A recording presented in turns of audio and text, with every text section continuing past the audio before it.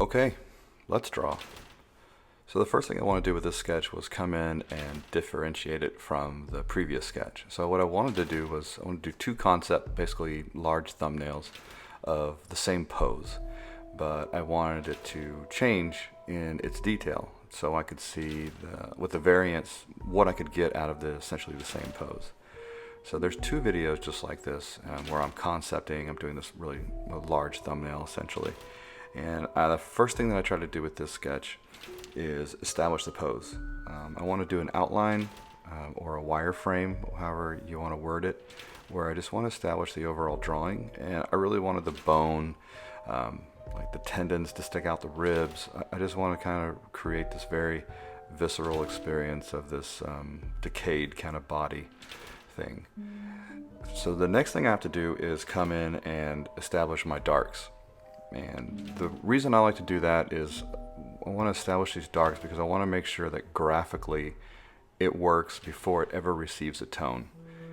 And graphically means that with just black and white, is the image powerful enough? Does it move my eye around enough?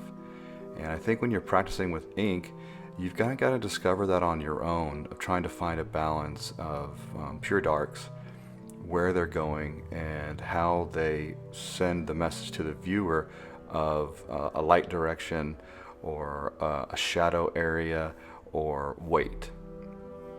One of the most important things about using a full tone of something like the full dark of it is to push another object to have more weight or volume. So once I kind of get around and get all these darks on, now I'm starting to take a really good look and I'm like, am I right there? Am I ready for a midtone yet? And I think I am.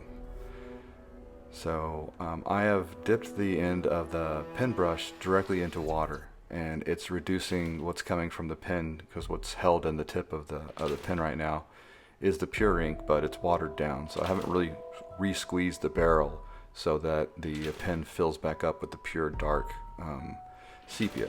So I keep hitting it over into a little palette on the side that just has water in it, and that kind of gives me an immediate midtone. I would later on discover that I just needed to work with two brushes, one clean one and the actual pen brush itself. But as I said, this is the third drawing ever I did with this pen, and I was just trying to figure out how this creature worked. No pun intended, but I was just trying to figure out how I could get this pen brush to work for me. And so I started establishing this background and just playing with it to see what I could get out of it.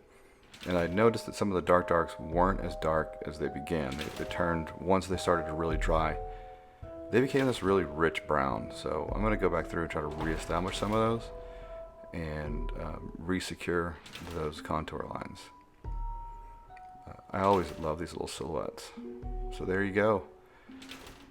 A pen brush is not always a pen brush. Sometimes it's a watercolor brush. I hope you get out there and get started right away making your next best image. Thanks.